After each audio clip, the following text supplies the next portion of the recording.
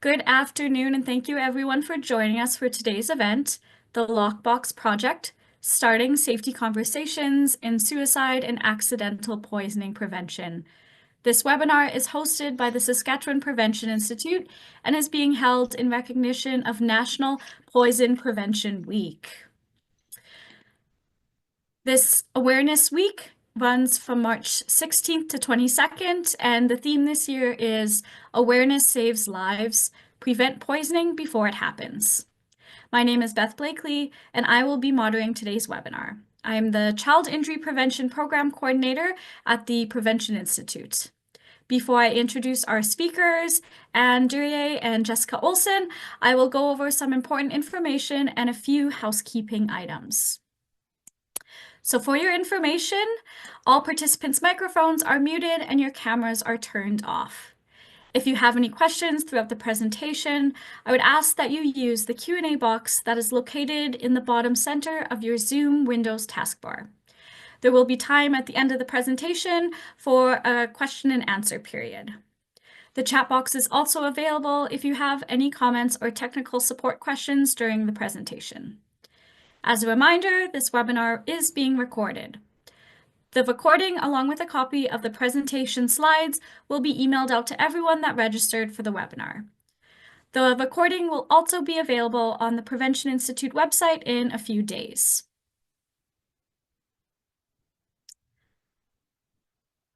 As a reminder, this webinar will highlight an innovative medication lockbox project along with evidence-based resources from the Prevention Institute for youth mental health and childhood poisoning prevention.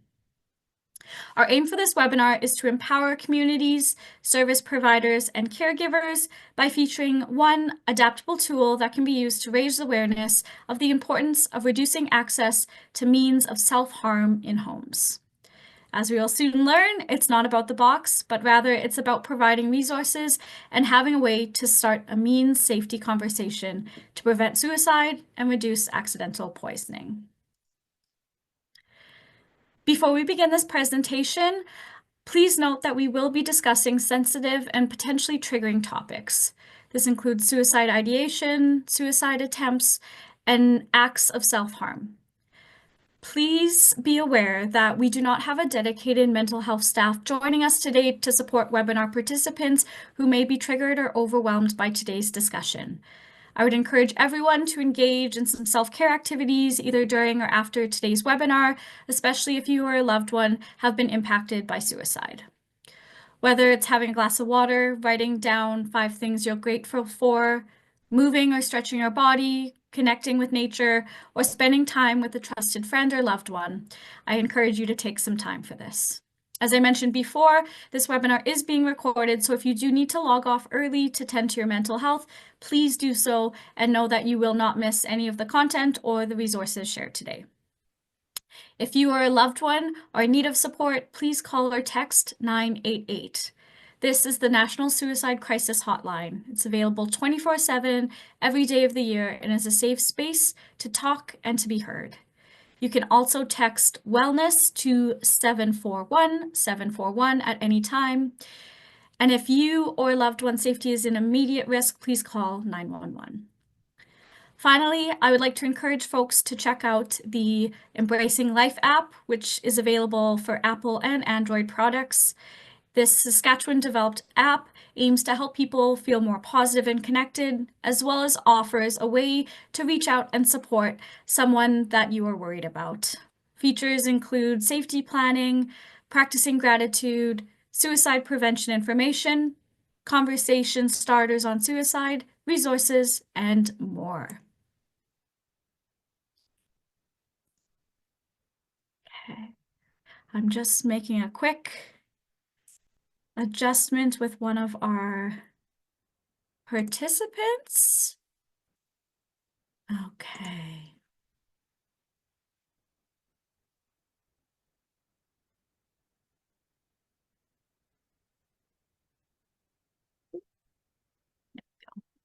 So I'd invite everyone to take a deep breath with me.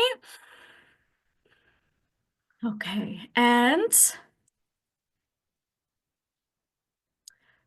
I'd like to take a moment just to ground everyone, as well as orientate you to the Prevention Institute's place and privilege in working on these traditional lands. So the Saskatchewan Prevention Institute provides services to all those living on treaty lands 2, 4, 5, 6, 8, and 10.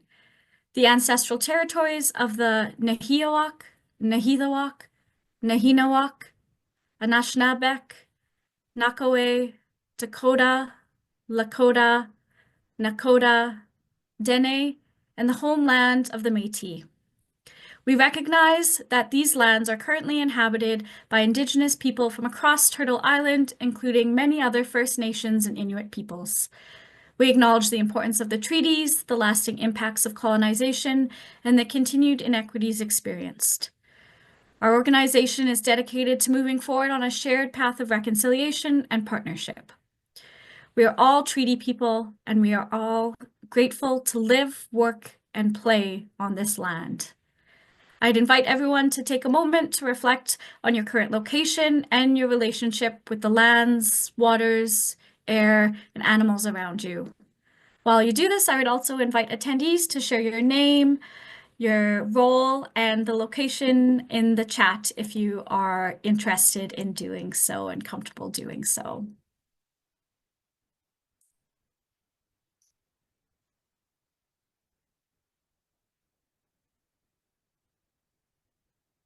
So for those of you who may not be familiar with the Prevention Institute, I am pleased to share a new promotional video that provides a brief overview of our organization. Think about the role you play in creating environments and opportunities that support children, youth, and families. As a provincial nonprofit organization, we support service providers, educators, and communities to increase the health and well-being of children, from preconception through childhood. At the Saskatchewan Prevention Institute, this vision has guided us since 1980. We offer more than just information. Our unique approach turns research and evidence into practical, easy-to-use resources that will inform your work and can be shared with families and communities. We also provide education and training opportunities on a wide range of topics to help you stay at the forefront of best practices in your field. Visit us online to learn more about how we can support you in building healthier communities across Saskatchewan. Imagine a world where every child grows up healthy, safe, and able to achieve their full potential. Our goal is healthy children.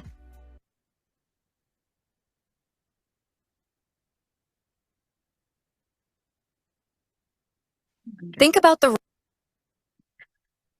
We just have an issue with one of our panelists. I'm going to just adjust that quickly.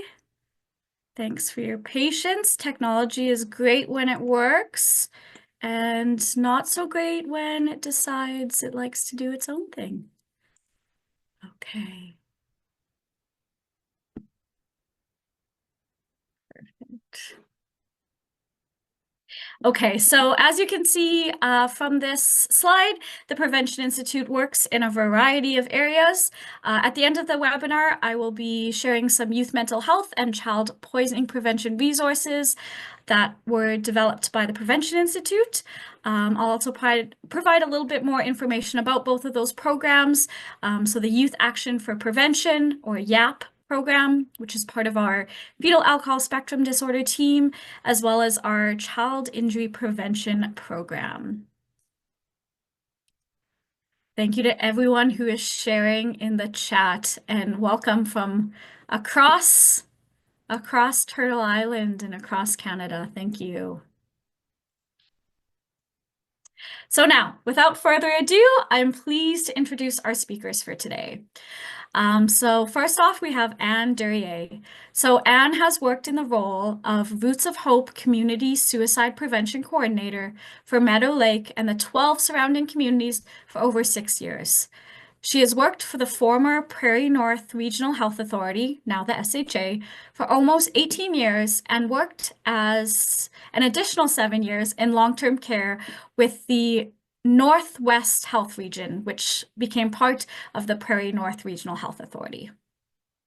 Prior to becoming the Roots of Hope coordinator, Anne's work experience included 5 years at Kids First as a home visitor and 5 years with the Parent Mentoring Program and the Robert Simard Detox Center. She's getting her Bachelor of Social Work. Since getting her Bachelor's of Social Work, Anne has worked with child and youth mental health, in HIV outreach and population health promotion, and adult mental health services.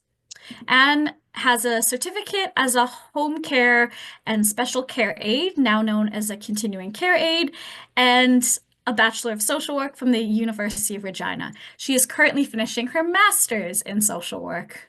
So welcome, Anne. And I'm also pleased to present Jessica. So Jessica Olson is from North Battleford, Saskatchewan. She works for the SHA as a registered social worker with child and youth mental health and addiction. She provides individual counseling and facilitates youth mental health programs, such as the BEATS Encounter program, which helps at-risk youth go from destructive to constructive. The program has ever-changing themes that make it unique, engaging, and impactful. Before Jessica worked for the SHA, Jessica worked for over 15 years in youth corrections and completed a Bachelor of Social Work at the University of Regina. She has a diploma in criminal justice from Regency College, a certificate in Gladue report writing from Royal Roads University, and the Indigenous Perspectives Society in British Columbia. Jessica is currently completing a Master's of Social Work at the University of Regina and is interested in research and program development in suicide prevention, youth mental health, and Canadian corrections. Thank you so much for both of you for being here today. I'm going to stop sharing this presentation and I'm going to pull up yours. So please feel free to add anything as I'm doing that.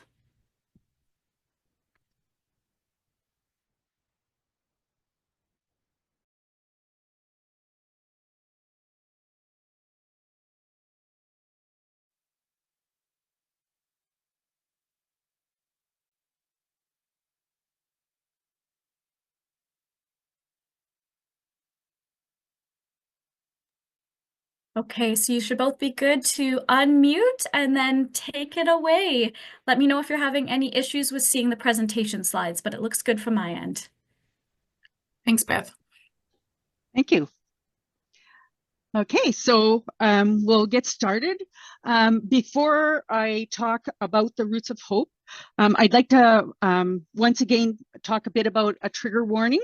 We will be discussing the restriction of means of suicide during this presentation. And just as Beth mentioned, if you need to do something to take care of yourself, please do that.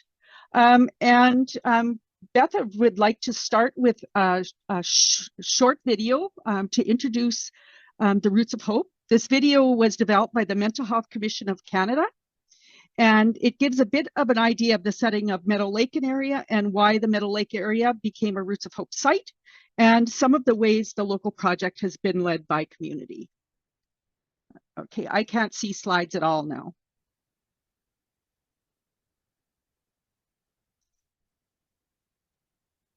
Let me know when you're ready to play the video. Yeah, we're ready to go ahead with that. Okay, perfect.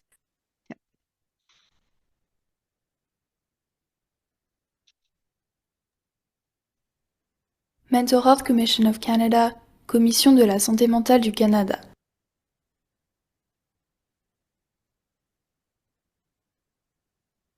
My name is Anne Duryea, and I am the Roots of Hope Community Coordinator for Meadow Lake and area in Saskatchewan, and I work for the Saskatchewan Health Authority.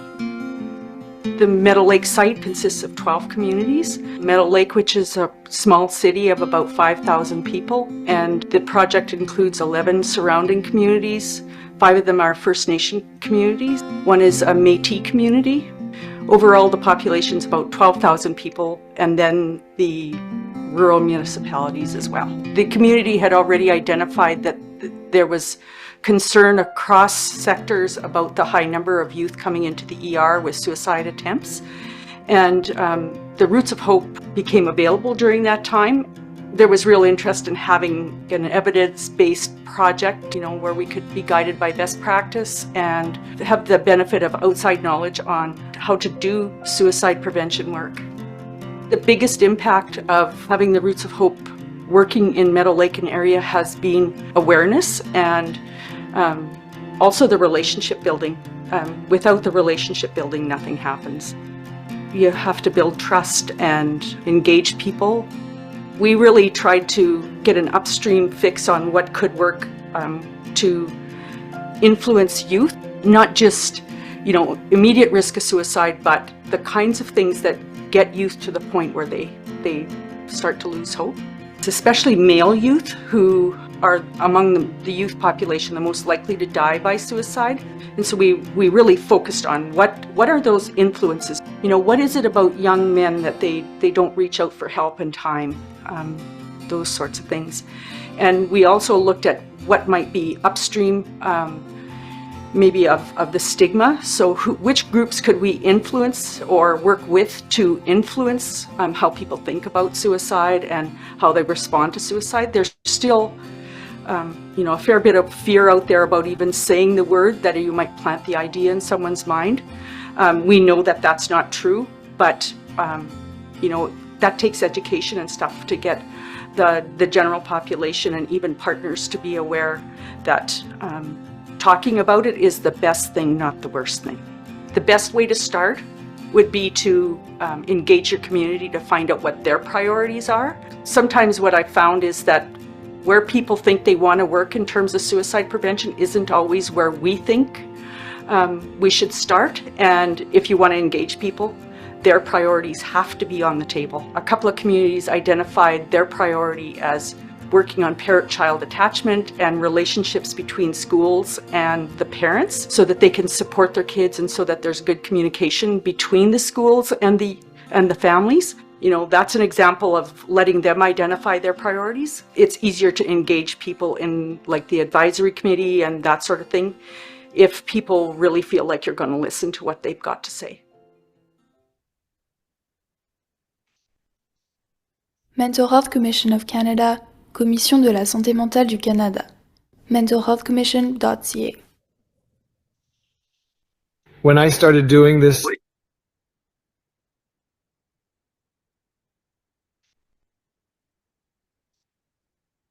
I'll just pull up your slides again. Sure.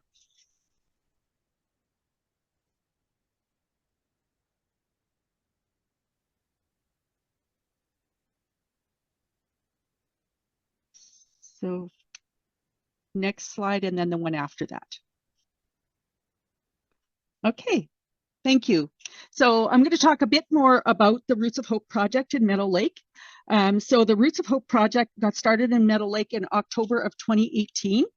Meadow Lake and 11 surrounding communities participated as one of 8 sites across Canada as part of the Mental Health Commission of Canada's research demonstration project.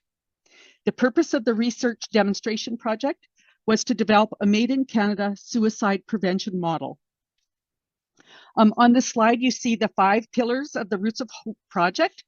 These pillars are the same in every community, but how each community approaches the task is unique to the community. The 5 pillars are public awareness, which includes campaigns, posters, brochures, social media, and collaboration with media. The research and evaluation pillar involves setting of research priorities, surveillance, and monitoring and evaluation of the project. The specialized support pillar includes prevention, crisis, and postvention services, such as peer support, support groups, workplace interventions, and coordinated planning and access to services. The training and network pillar includes learning opportunities for healthcare providers and gatekeepers, such as teachers, first responders, human resources staff, faith leaders, and even hairdressers. Under the means safety pillar, the identification of methods or places where a high number of suicides occur and the implementation of measures to restrict access to means is the focus. Means safety is the pillar under which the Lockbox project initiative was developed. The Lockbox project started in our site because, as part of the research demonstration phase, we had the opportunity to try something innovative and to evaluate it. Next slide. So why lock up medications? So a key part of encouraging new behavior is educating people about why adopting a new behavior is important for them and others. There are several justifications for safely storing medication. As part of the Lockbox project, we wanted to highlight a variety of reasons to lock up medications, in part to help reduce the stigma of having a box. The reasons we highlighted include pill collecting. Pill collecting is when someone in the home or a visitor to the home secretly takes one or more pills from someone else's supply. Pill collecting is notoriously difficult to detect. How many of you have ever noticed one or more pills missing from your supply and assumed you had dropped it or mistakenly taken your medication an extra time or two? Pill collecting can be engaged in by a person who wants to use pills they have collected at a party. These parties are called farming or skittle parties. In this case, farming is spelled P-H-A-R-M-I-N-G. So a little bit of a takeoff on the old other term farming. These parties involve using prescription or over-the-counter medications for non-medical or recreational uses. Pill collecting may also be a strategy used by an individual who is assembling enough drugs to make a suicide attempt. The pills they collect may be a cocktail of different kinds of medications, creating complicated interactions. I came across someone in my community who told the story of being in a situation as a teen where she was very distressed, and she managed to collect an entire styrofoam cup full of different kind of pills from different places. And on the very day that she had planned to make her suicide attempt when her family was away, her mom noticed that something was kind of off with her and initiated a conversation with her that helped her work through the problem that she felt was insurmountable as a teen and prevented her suicide attempt. But that story really illustrated for me that when somebody is motivated, unless medications and stuff are locked up, they can get access, and most often they'll know to take only a few so someone doesn't figure it out early on in their pill collecting journey. So another reason to lock up medication is safely storing cannabis, particularly edibles, such as gummies, which might appeal to children. Cannabis, when ingested by cats and dogs in high enough doses, can also be fatal. Another justification for locking up medication is to keep medication all in one place. For example, seniors who need to take medication on a specific schedule, such as diabetic medication, might want to keep it all in one place.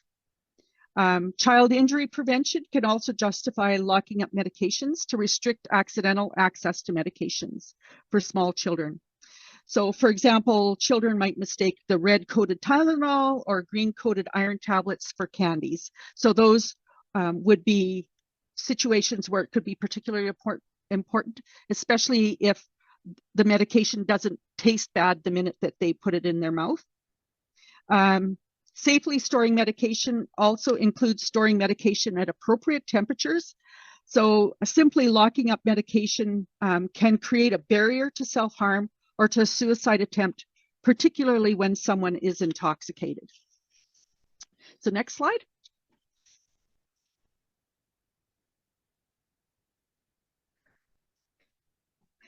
So here you'll see two different images. One is of the original medication lockbox from the Meadow Lake site. And then beside that is part of the project that Jessica and her colleagues worked on, and she'll be talking more about that.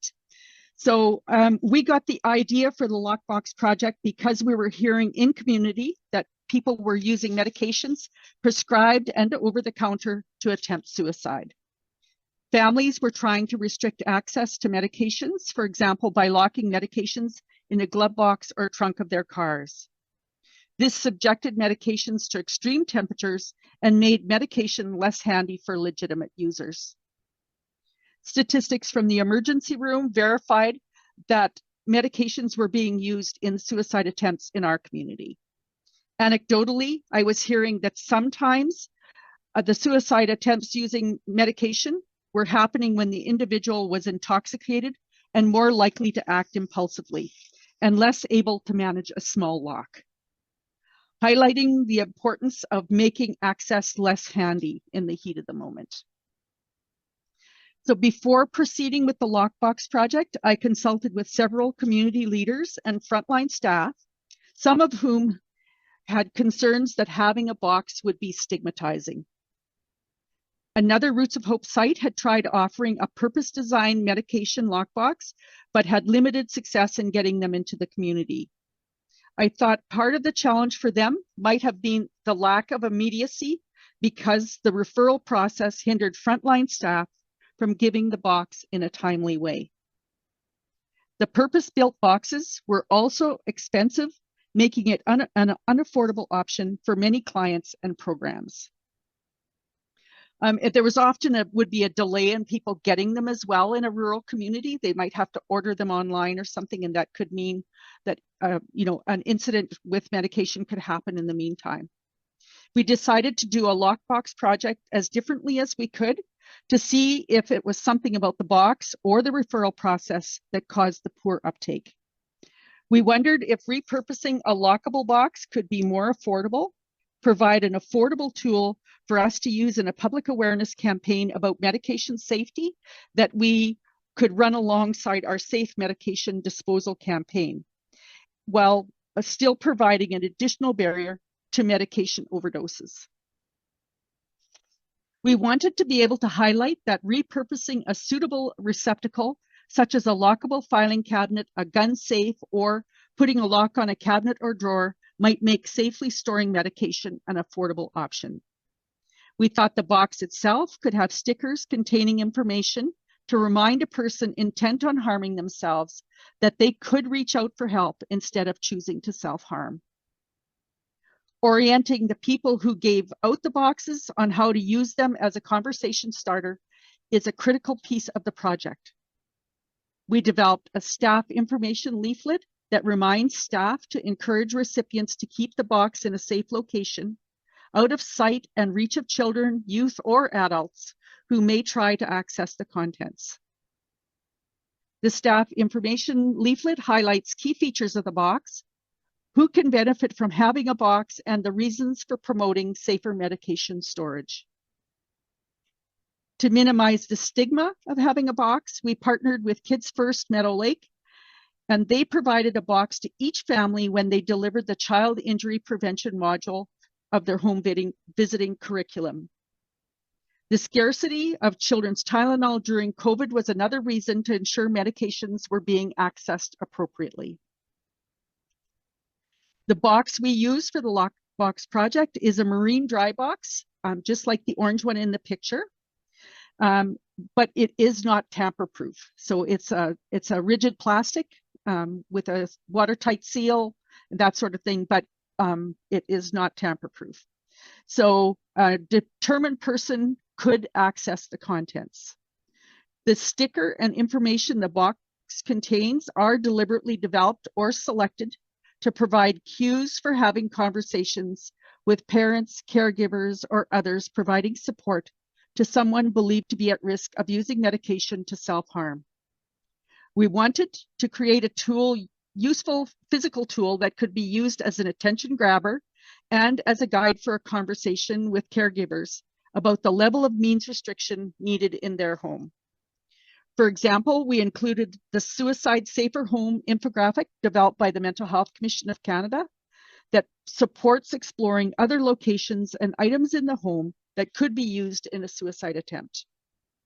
We include information highlighting reasons for universal adoption of safer medication storage practices, including child injury prevention, safer storage of cannabis, protection from pill collecting, and suicide means restriction to reduce the stigma around having a box and to provide those who give out the box with a way to gently guide the conversation towards suicide means restriction. We include a variety of community resources to promote help seeking, along with the information about why medication should be safely stored and why unused medication should be properly disposed of at a pharmacy. On the box, you can see a sticker intended to remind users that they can call 811, that is Saskatchewan's health line, to talk about physical or mental health.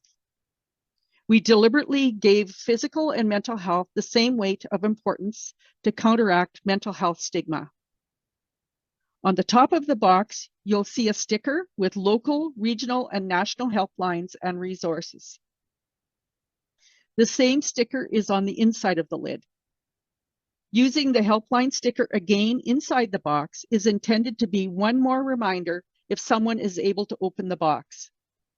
The sticker includes a reminder statement that immediate suicide risk is a medical emergency and encourages calling 911.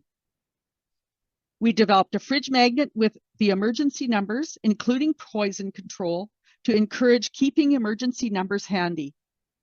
When the crisis hotline 988 became available, we added a sticker with that number to the outside of the box. We have tried to keep a continuous improvement lens focused on this Lockbox project. We want to emphasize that the Lockbox is intended to promote awareness of means of suicide present in many homes.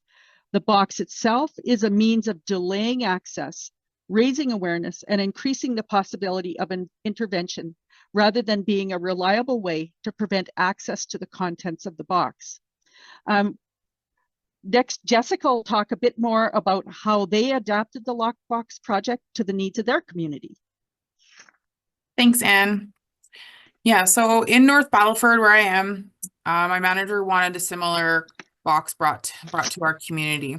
And so we made an adaptation of the medication lockbox that Anne was speaking of, specifically for parents and caregivers of children who are struggling with suicidal ideation.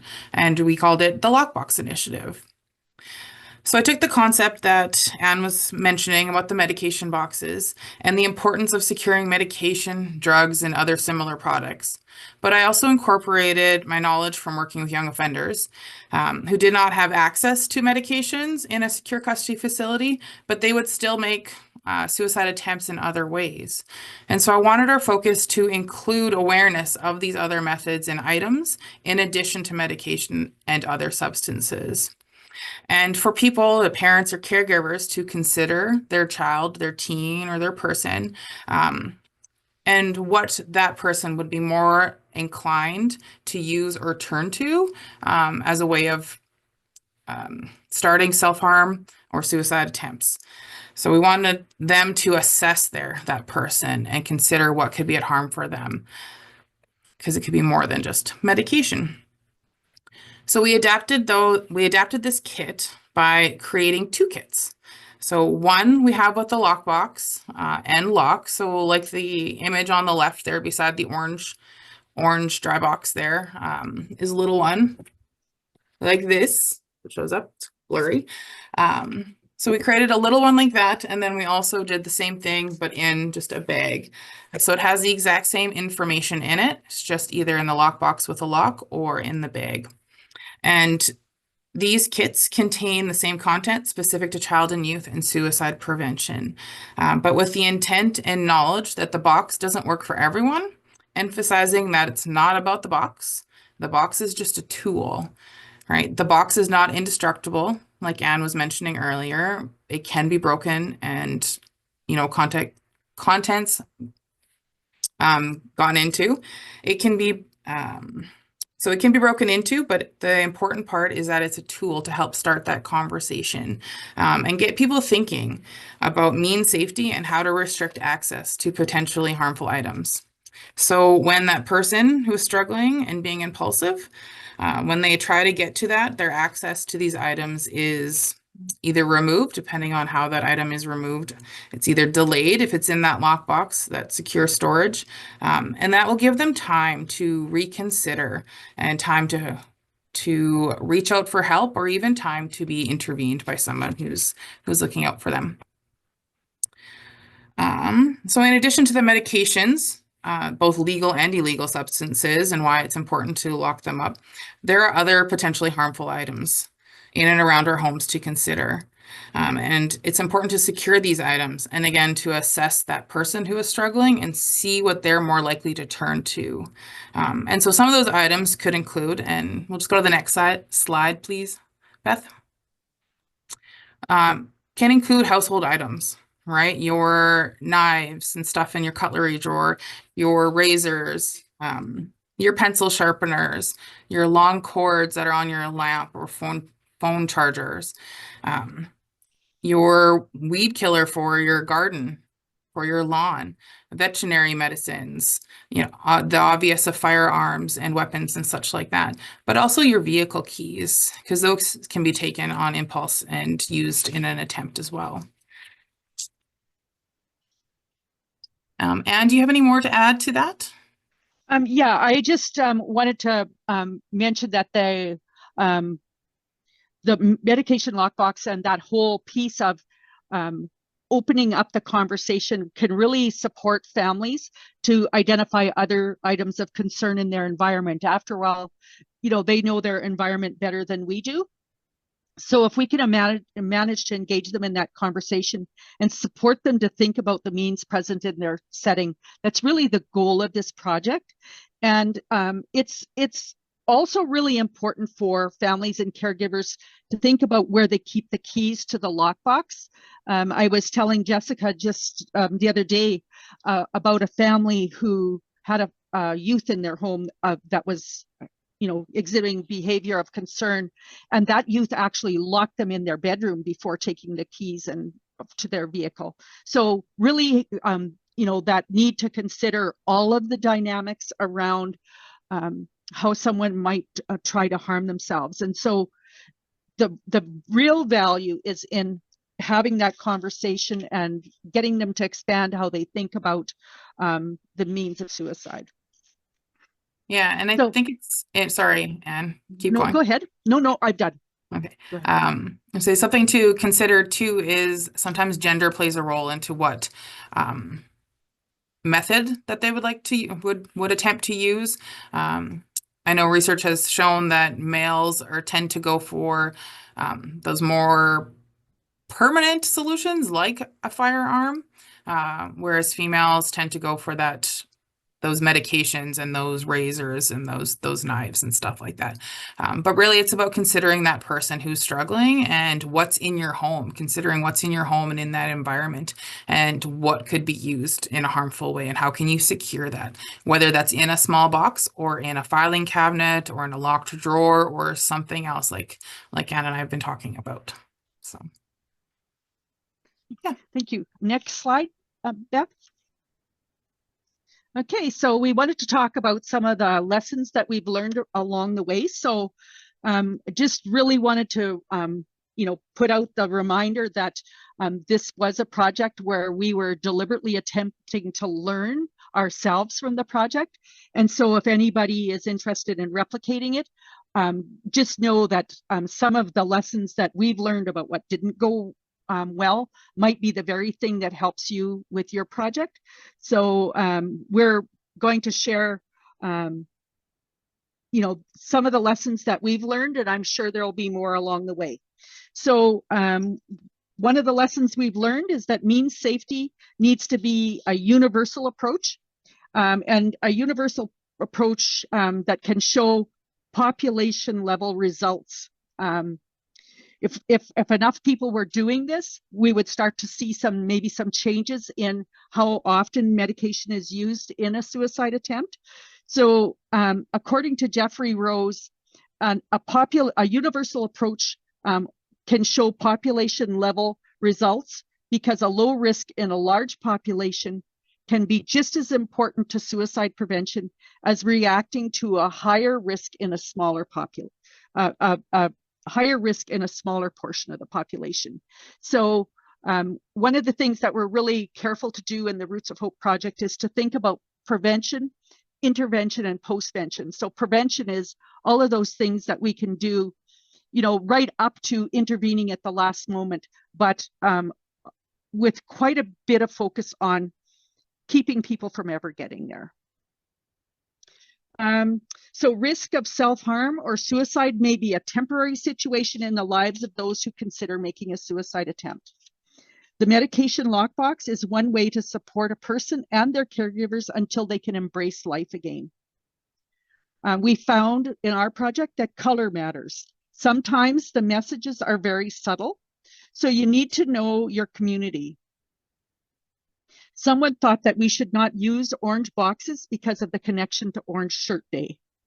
We later learned that some Indigenous people connected the meaning of the orange color to the Every Child Matters campaign, deepening the potential messaging of using orange colored boxes to protect children from harm. I thought that was a cool connection, and it highlights the importance of considering the perspective of your community in planning a lockbox project, or for that matter, any project involving your community. One family who had been in a suicide-related crisis expressed their appreciation to a victim services coordinator who provided a box to them as part of this project. The family appreciated that professionals were trying creative ways to meet the needs of clients and families. Jessica has another story that she'd like to tell that they learned in their adaptation of the project. Go ahead, Jessica. Thanks. Yeah, so one of the lessons that we learned is, you know, you need to consider your audience for when you're going to hand out the lockbox, depending on what box that you use. So something that had happened, I'm not sure where, so this isn't really my story. I'm just kind of sharing from what I've heard has happened or had happened, was an individual was brought to a hospital by RCMP somewhere for a suicide attempt with a firearm. And while they were there, they were presented with a lockbox, but unfortunately the lockbox was an ammo case. And so that was kind of received in poor taste given the circumstances that brought him to the hospital. And so while our project here in North Battleford, we used ammo cases, and that was because the ammo case was the most cost effective for us and what we could actually get when we were making this project happen. We weren't able to find any other suitable boxes, and again, it was just most cost effective for us.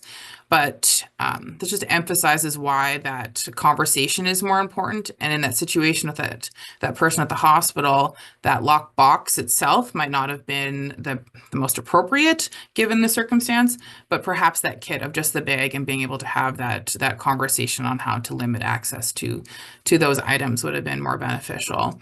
So we just have to problem solve and, you know, have that training with those who are going to be utilizing this tool, and just consider the circumstances and situations for when you're going to use the lockbox, and if you do go with the ammo cases as we did.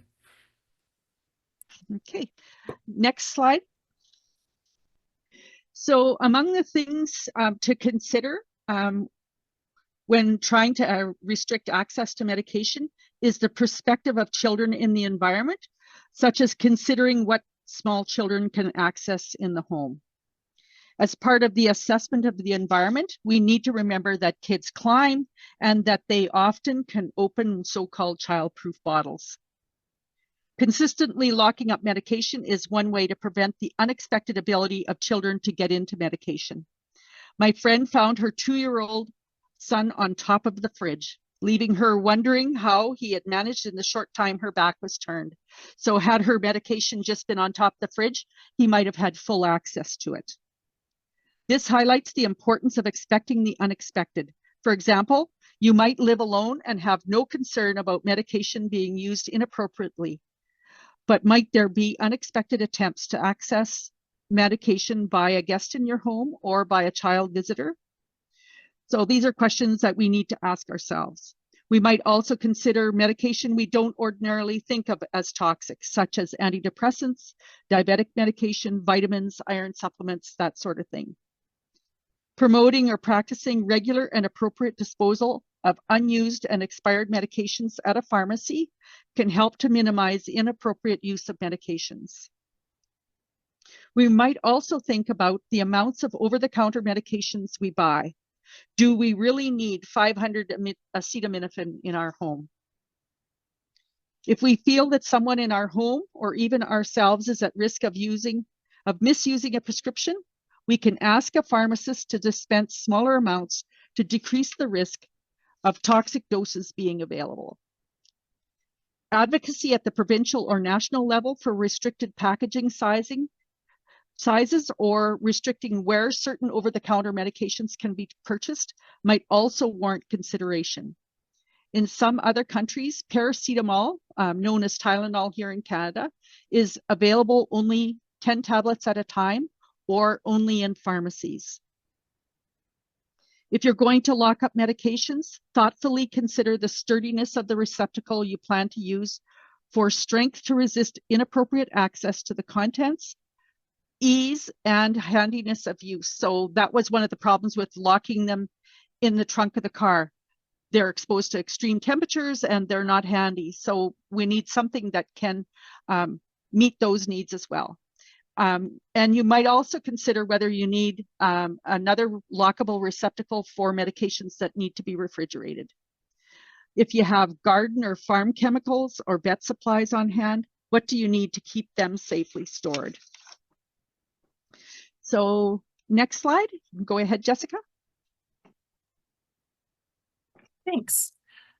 So as Anne and I have kind of reiterated throughout this presentation, that this concept, this means safety, it's not about the box, right? It's that tool, it's that conversation starter on suicide prevention, right? It's taking that making that intentional act to decrease accessibility to potentially harmful items, whatever those may be. And it's about destigmatizing means safety, and it's about helping people. So that's what it's about. It's not about having that plastic box, right? It's that conversation, and that's what our emphasis is on, is that conversation on suicide prevention and how we can make those around us who are struggling safer, and how can we support them. Do you have anything to add to that one, Anne? No, not offhand, no. Okay, just checking. Next slide, please. All right, so we want to, there should be a word on there. There we go. There it is. So we want to emphasize too that this project that we've taken, that Anne started off with the medication lock boxes, and as we here in North Battleford adapted it specifically for child and youth, that this concept is adaptable, right? You can adapt it to better suit your organizational needs, your project needs, whatever that is. Because again, it's not about the box, right? It's that conversation. And so like the boxes that we took and adapted here in North Battleford, we tailored down some of that information that Anne had.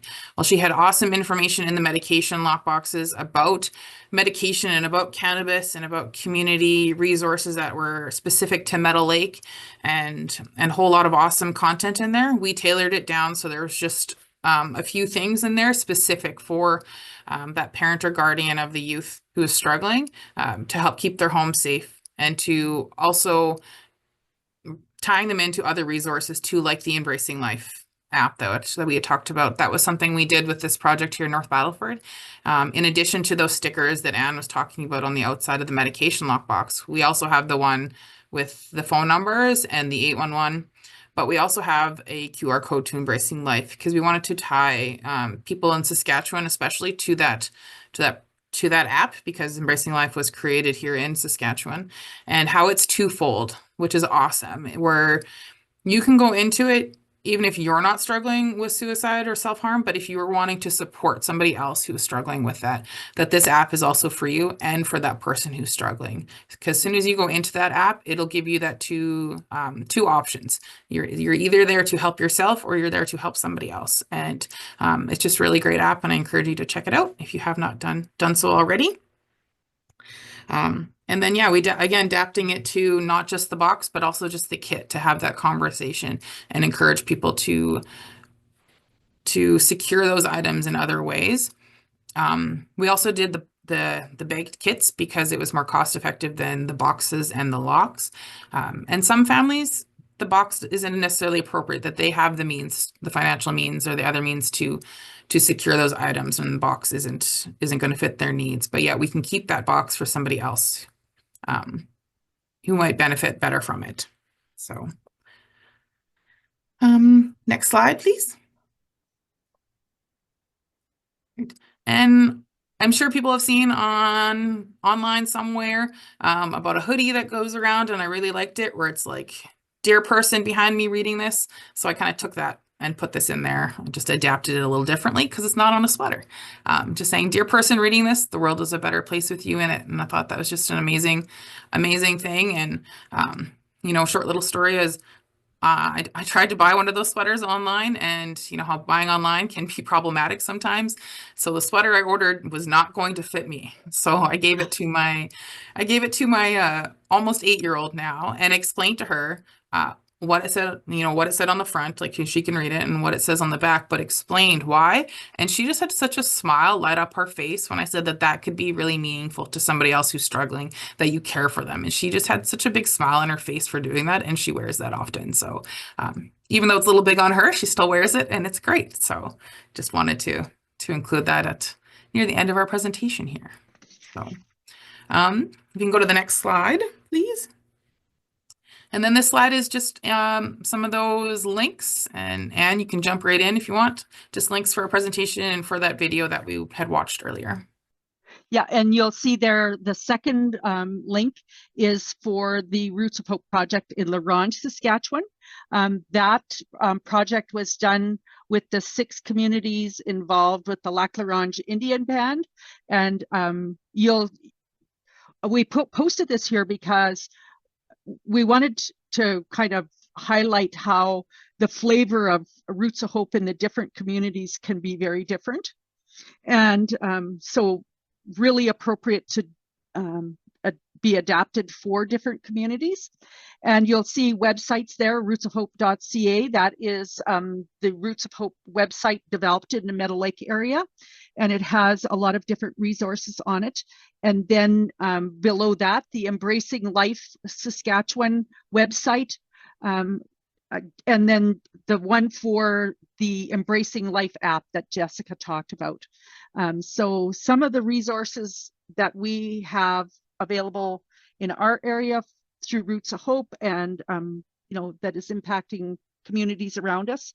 And we just wanted to really bring forward this presentation. To us, the idea is that if we make locking up medication the sensible thing for all of us to do, then we reduce the stigma to those that have to lock up medication to prevent self-harm or suicide attempts. And if it helps to protect, little people in our lives and stuff, it's so much the better. So thank you.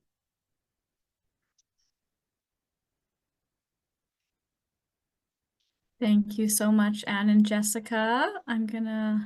We'll close out your PowerPoint for now, and we'll open up the floor. If anyone has any questions, I'll take a look in the chat as well as in the Q&A. And I do have some resources as well from the Saskatchewan Prevention Institute that I'll provide, but I thought since it's top of everyone's mind, the information that Anne and Jessica shared, I'd open it up the Q&A first. So we'll just give that a minute or so if anyone has any questions. I first heard about the project. Anne reached out to me asking about resources related to unintentional child poisoning, and I just thought this was such a phenomenal initiative. It was, as they said, the ability to adapt it to the community needs, and the ability to kind of integrate all those different components, whether it was mental health or whether it was seniors having all their medications in one place. I was just so impressed with it, and it's wonderful and an honor to be able to kind of feature especially a local community that's making a real difference and contributing to bettering our health and our well-being. So Looks like we do have one question in the Q&A, so I will read that out. So Danica was wondering what the approximate cost is per lockbox. So I'll answer that first for Meadow Lake, and then I'll let Jessica talk about what approximate cost was for the adaptation that they did. So for us, we had the fridge magnet, and the box, the stickers we had purposely made for our box. We think that when we purchased the boxes at retail price, that we were right around $20 a box. And Jessica? Yeah, in North Battleford here, again, finding boxes was a little bit of a challenge, and that's why we went with ammo boxes, because I was able to find those and kind of order them in bulk.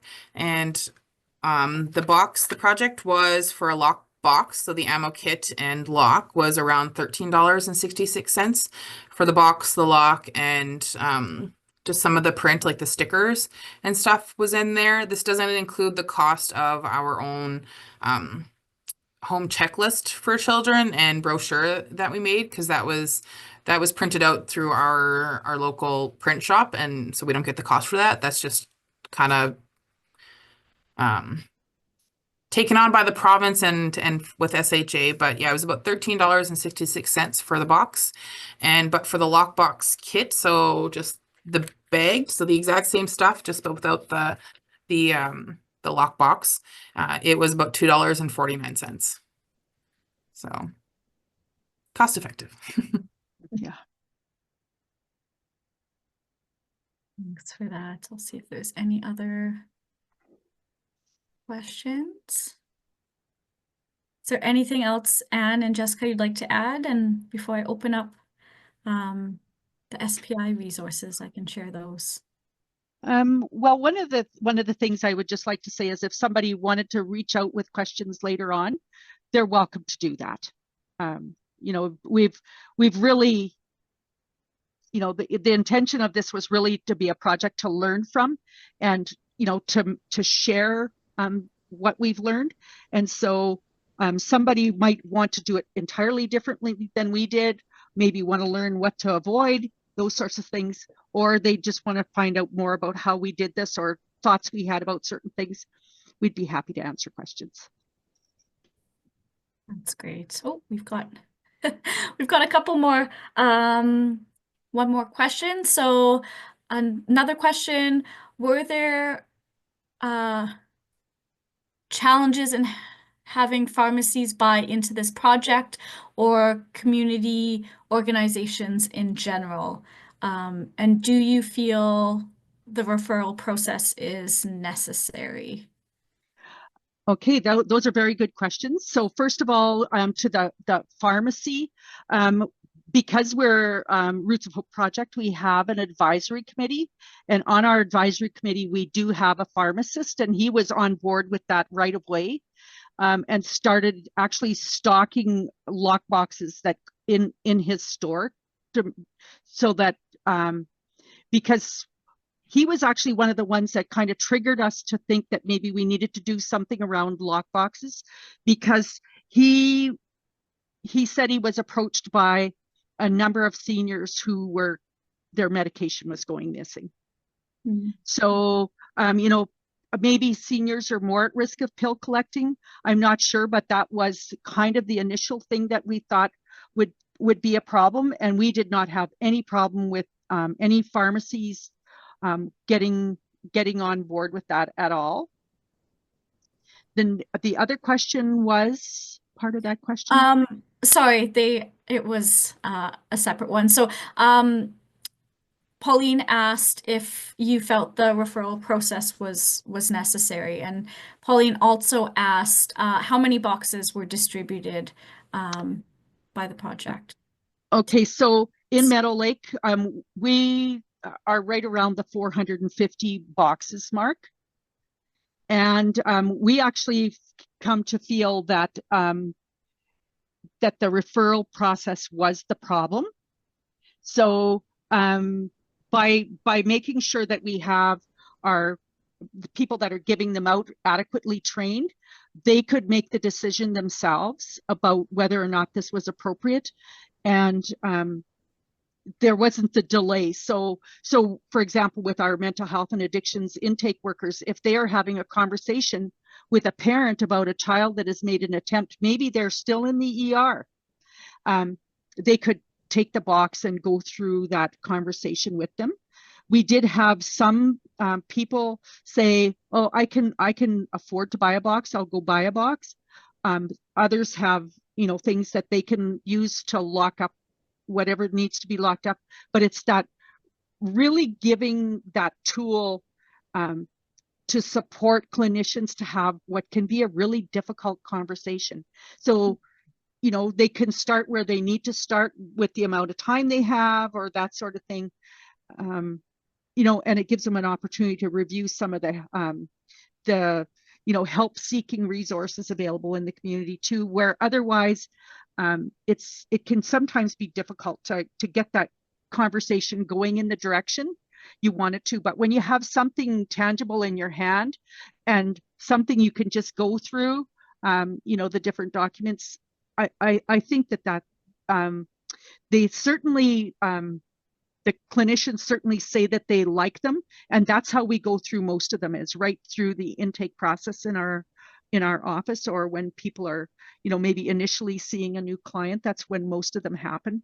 But victim services did have them.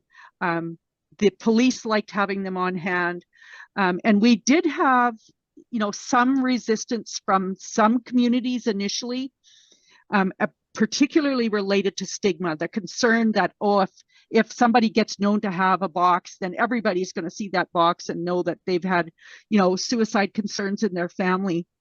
And when we put all the work into making this more of a universal precaution than specifically related to suicide prevention, that community actually asked for 50 boxes that they wanted their youth to you know, decorate and put the stickers on and stuff like that, and then to distribute them in the community as part of a more, you know, community-wide blitz almost. And so, you know, I guess if their concerns get addressed, sometimes communities come on board pretty readily. That's great to hear. Jessica, did you have anything to add with that? I did earlier and then it left my mind, so. That's okay. Sorry. So we have another question. So are the resources going to be emailed to us? Is there information on indicators of children thinking about suicide? So for that first part, I will touch base with Anne and Jessica, and any specific resources I'll put together in the follow-up email. That'll also include the presentation slides and a link to the recording. Jessica and Anne, if you have any comments on best place to find information on indicators of children thinking about suicide. I would like to direct you to the Embracing Life app. They have a lot of resources on there, as well as indicators and ways to start conversations with somebody that you might suspect is struggling with suicidal ideation. So there's just a really good plethora of resources on that app. And even though it was created in Saskatchewan, the information on there around suicide prevention and those conversations are universal, right? So we'd go to that. Wonderful. And I'll include information to that app in my follow-up email as well. Anne, anything to add? No, I know that I don't have anything specific to particular youth making attempts using medications. Although we do see, like in our ER stats, that often the younger kids are using medication. So.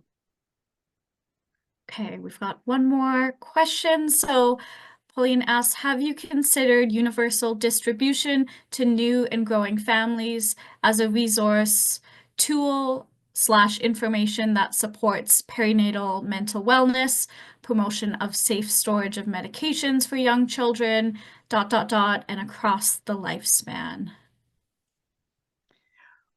Well, I know we haven't considered that. We share the information readily like we did today, but there's always the budget considerations and stuff like that that would determine the availability. But I at the same time, I can't say that there couldn't be an education campaign about locking up medication.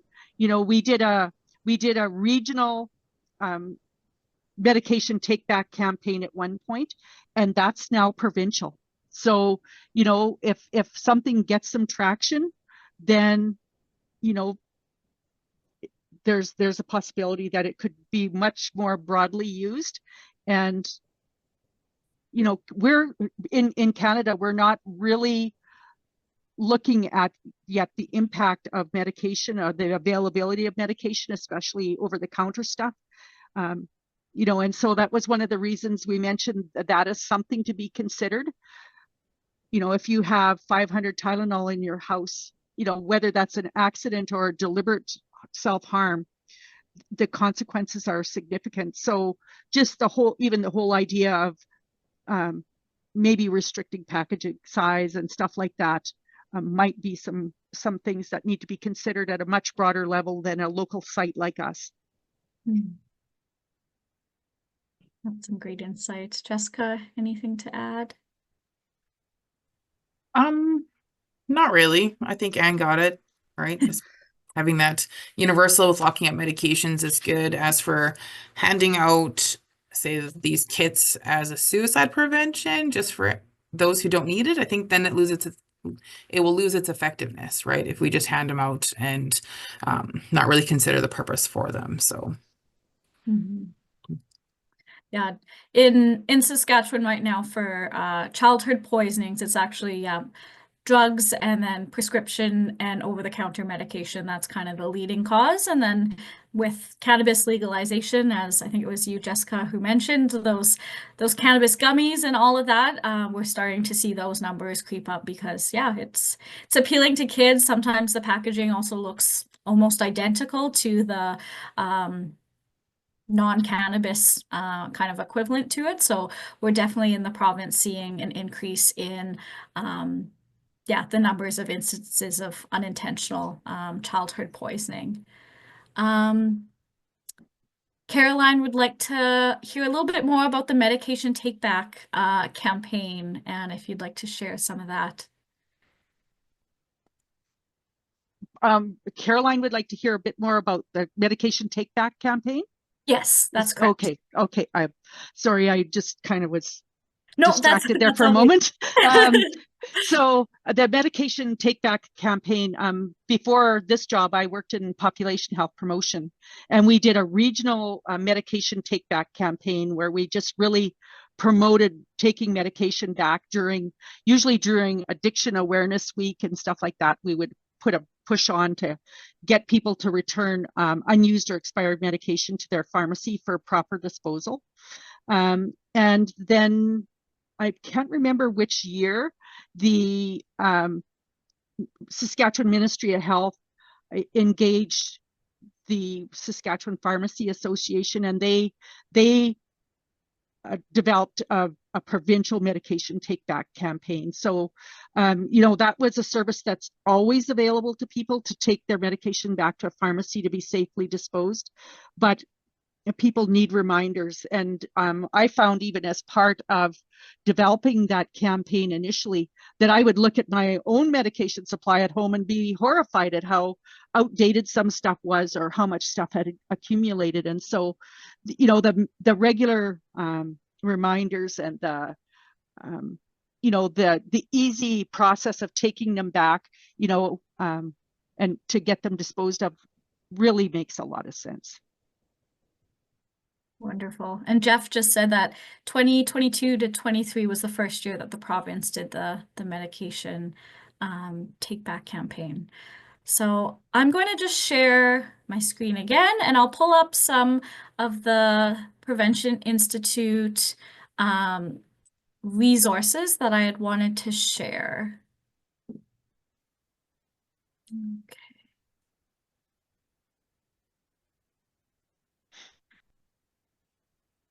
And we've gone back. I'm reintroducing you now. Don't worry, you don't have to do your presentation all over again, although it was great. Thank you.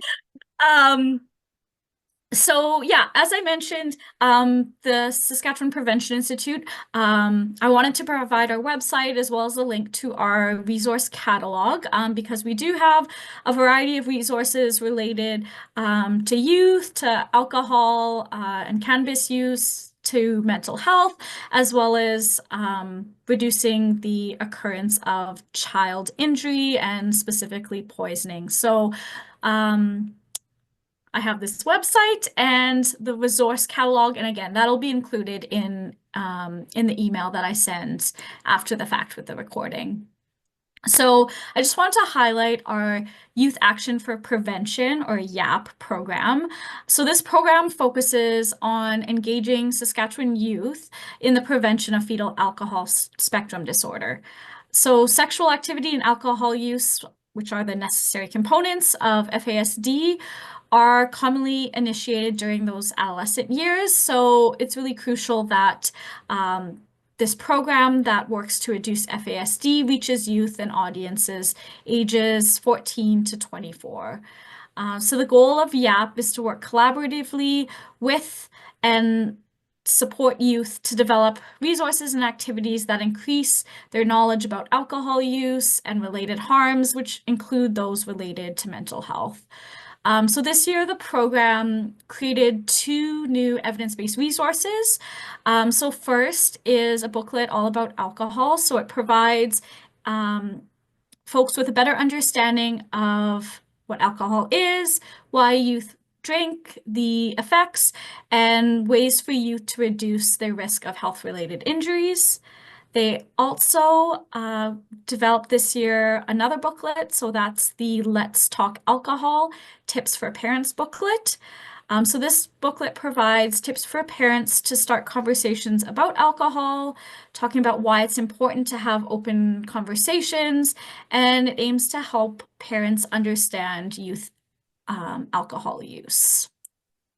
Another resource we wanted to highlight was our cannabis booklet. So again, it's very similar to the alcohol booklet. It provides information though about cannabis and its short and long-term effects. It's a little bit more robust though because it also provides information about cannabis use during pregnancy, breastfeeding, and while parenting.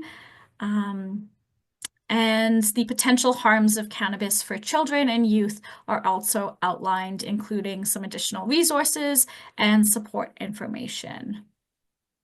As for mental health, we wanted to highlight our youth mental wellness support cards. So they're a great resource. I believe we included those in one or both of your kits. So they're a great pocket-sized resource that can be handed out directly to youth, added in boxes, and it provides phone numbers and resources that youth can use if they're experiencing mental health issues.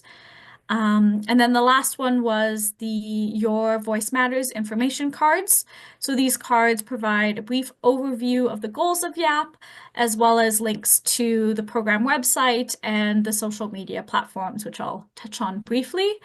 So on this slide, all of the orange numbers is the resource code. So all of these are items that we have printed out and available to order. You just have to pay shipping, or if you're in Saskatoon, where our office is located, you're more than welcome to stop by and pick them up. But you can order them directly on our website. You can also download them and get the information that way. So the social media platforms that I mentioned for YAP, so they have 2 active platforms, an Instagram page. It's geared towards youth ages 14 to 24, and then a Facebook page that focuses on adult allies and helping to provide them with support when they're working with youth. And I also wanted to highlight today the YAP program. They provide a youth-led community health grant to help youth across Saskatchewan to have a voice and empower them to take a lead in a project related to alcohol-related harms or the promotion of sexual health education. So the goal of this grant is to have youth involved in the process, including filling out the application, planning and implementing the event, and completing follow-up reports with the help of an adult ally. So right now, application is open if you want to submit one. The application deadline for this year is May 15th, and you could be awarded up to $3,000 if your project is eligible. And then the last part for YAP that I wanted to highlight is, as well, there's a lot of opportunities for training through our YAP program. So they provide training to adult allies about how to begin difficult conversations with youth. So the Opening the Door to Difficult Conversations toolkit is aimed to help Saskatchewan adult allies to build capacity to engage youth in conversations about alcohol and alcohol-related harms. The YAP program offers workshops to provide training about the concepts of facilitation, youth engagement, adult allyship, being trauma-informed, and creating safe spaces. So we have this toolkit, and if you or someone you know that works with youth would be interested in the training, keep an eye on our website for postings of the scheduled trainings, or you can contact our Youth FASD Prevention Program Coordinator directly. So that's Nicole, and I have her email address up there. And finally, I thought I'd provide as well a little bit of some information on childhood poisoning and some resources as well. So my program is the Child Injury Prevention Program, aims to raise awareness of injury risks and best practices to reduce the number of injury-related deaths in children, as well as decrease the risk of life-altering injuries in children. So I included here the specific web page on the Prevention Institute website that has information related to poisonings, prevention tips, and just general awareness. It also includes the Canadian toll-free Poison Center phone number, which every household should have readily available. And it's a great resource, even if you just have questions, your kid gets into something, or as Anne mentioned, sometimes pets are the ones that get into things that they're not supposed to. So that is a great phone number to have readily available. I also included information from Parachute Canada, which is a national organization that does a lot of work related to injury prevention. I included 2 of their poison storage checklist graphics. They are fantastic. So they have one for the home and one for apartments, and it's a really great visual and really informative evidence-based resource that you can give to families or use yourself, just to think of some of those common household items that you may not think of as at risk of an unintentional poisoning or even a suicide attempt. As for Prevention Institute resources, I highlighted 3 fact sheets that we have available online. You can download those, and you can also easily print them off and photocopy them if you want to distribute them more broadly. And then lastly, as I mentioned, the increased numbers of kids that are getting into cannabis products, especially edibles. We have developed a poster related to that, just to kind of highlight that, yeah, awareness is a huge piece of it. And so we're trying to encourage, if you're a health center or you work with children, to put this poster up so that, yeah, we're reducing the instances of unintentional poisoning from cannabis. And we'll end with contact information. I'll do a double check of our chat and QA to see if there's any other questions. Anne and Jessica, if you would like to share any last thoughts, I appreciate you taking the time to share everything with us. Certainly like to thank you for the opportunity to do this, and to really, encourage people to think about, the need for safely storing medication as a need that we all have. Absolutely. Thank you. Yeah, thank you. I appreciate the opportunity as well. Wonderful. So with that then, thank you everyone for taking the time out of your day to join us for this webinar, the Lockbox Project, Starting Safety Conversations in Suicide and Accidental Poisoning Prevention. And of course, Anne, Jessica, thank you so much for sharing your expertise with us. As a reminder, this webinar is recorded and I will be sending out probably a long email afterwards, but it will be rich with resources and information for you all. So it'll include presentation slides, those resources, the Embracing Life app, and all the other important information that we shared today. To learn more about the Saskatchewan Prevention Institute and our work, please visit our website, skprevention.ca. And to let folks know, when you do close this window, you'll be automatically directed to a short 2-question survey. We really value your feedback and would greatly appreciate it if you're able to take a few minutes to complete the survey. It'll just help us to improve future webinars and make sure that the content is kind of geared towards what you need and what your community needs. So with that, take care, have a wonderful day, and I hope you're all able to make some time for a little self-care. So thank you so much. Excellent. Thank you. Thanks, Beth.